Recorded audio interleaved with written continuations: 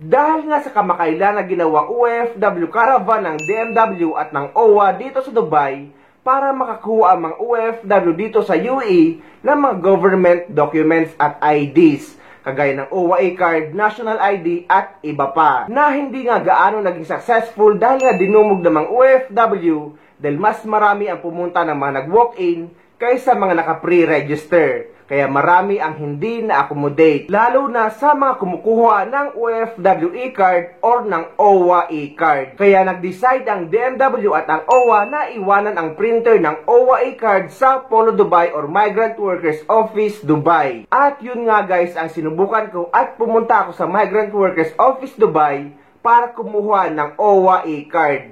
At nakakuha na nga ako. At ngayon, ituturo ko naman sa inyo kung paano. Una guys, para makakuha kayo ng OWA e-card sa Migrant Workers Office Dubai, ay kailangan nyo muna mag-register sa website ng OWA e-card sa Dubai na ilalagay ko sa description ng video na ito para madali nyong makuha. But take note guys, dapat aktibong miyembro kayo ng OWA or dapat hindi expired ang inyong OWA membership. Pero huwag kayo mag-alala guys dahil kung expired naman ang OWA membership nyo, ay walk-in na lang din ang pagre-renew nito kung same employer lang din ang pinagtatrabahuan nyo.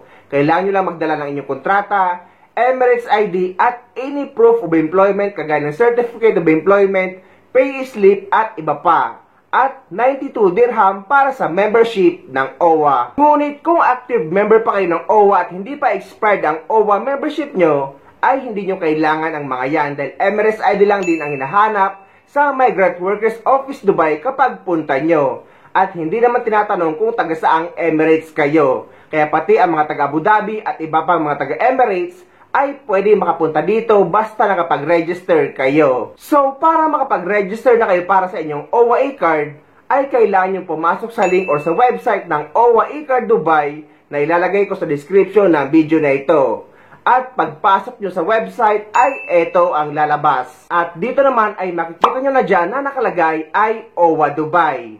Tapos ilalagay nyo na inyong last name, first name at ang inyong middle name. Dito naman sa suffix, kung may suffix kayo, ay ilalagay nyo dyan at nandyan ang pagpipilian. Pero kung wala naman kayong suffix, ay iwanan nyo lang yang naka-blank. Then ilalagay nyo na ang inyong gender or kasarian at ang inyong birth date. Dito naman sa mobile number, ang hinihingi ay Philippine number. Pero kung wala kayong Philippine number, para makapag-proceed, ay pwede nyo ilagay ang Philippine number ng kamag-anak nyo sa Pilipinas. Pwedeng nanay nyo, asawa nyo, or anak nyo. Dito naman sa worksite, nakalagay na dyan ay UAE. At dito naman sa address, ang hinihingi ay address nyo sa Pilipinas. Then after that, ilalagay nyo ngayon ang inyong email address. At dito naman sa in case of emergency, eto guys yung contact person in case of emergency. So ilalagay nyo ang kamag-anak nyo dyan, pwedeng nanay nyo, asawa nyo, or anak nyo. At kanilang mobile number. Then dito naman guys sa signature, para makalagay kayo ng signature dyan, ay kailangan nyo sumulat ng pirma nyo sa malinis na bond paper at pipicturean nyo para ma-upload nyo dyan sa signature. At dyan naman sa photo, dapat maayos na photo ang ilalagay nyo dahil kung anong picture ang ilalagay nyo dyan ay yun ang lalabas sa inyong OWA e-card ID. Then, i-click nyo na yung small na box at i-click nyo na yung I'm not a robot. Then, click submit. At lalabas na ito, success. And click OK. At meron na kayong queue number. At lalabas dito na application successfully submitted. At may matatanggap kayong email or email galing sa OWA at yan ay ipapakita nyo screenshot sa security guard sa MWO Dubai or sa Polo Dubai. So ngayong nakapag-register na kayo sa OWA e-card application sa Polo Dubai, ay pwede kayo mag-walk-in sa MWO Dubai or Migrant Workers Office Dubai any days basta weekdays guys. But take note na kapag Friday ay half day lang sila. So hanggang 11 AM lang ang cut-off nila na pwede kayo makapasok sa loob. At ayun na guys, kapag nag-walk-in kayo ay 5 minutes lang ay makakuha nyo na ang inyong OFW e-card. At free ito or libre, wala kayong babayaran ni piso. Doon kayo pupunta sa second floor sa room 9. So ganito ang makukuha nyo sa Migrant Workers Office Dubai kapag pumunta kayo doon. At ang kagandahan ngayon sa Migrant Workers Office Dubai ay halos wala ng pila. Napakalaki na ng pinagbago, hindi kagaya noon.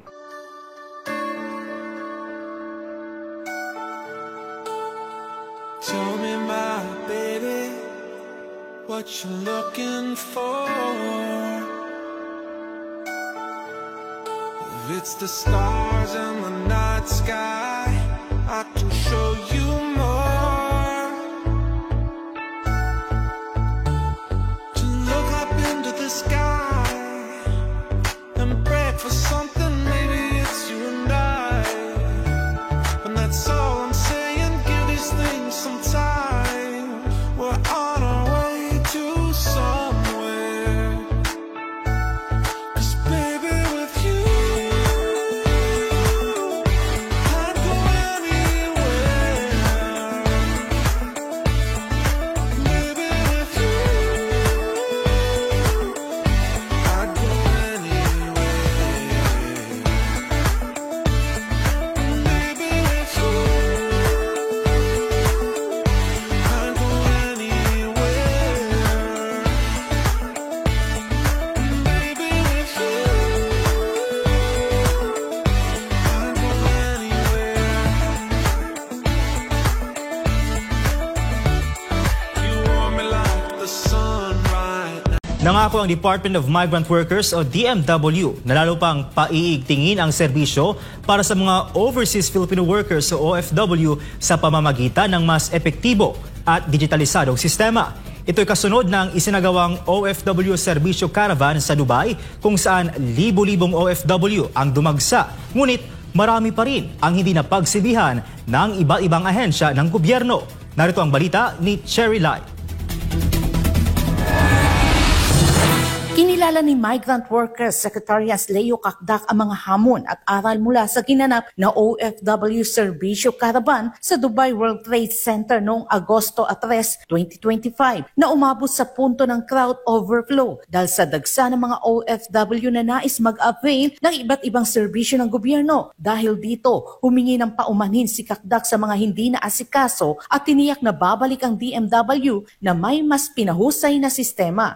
Dito, medyo mas dumami yung walk-ins kesa dun sa mga nag-pre-register.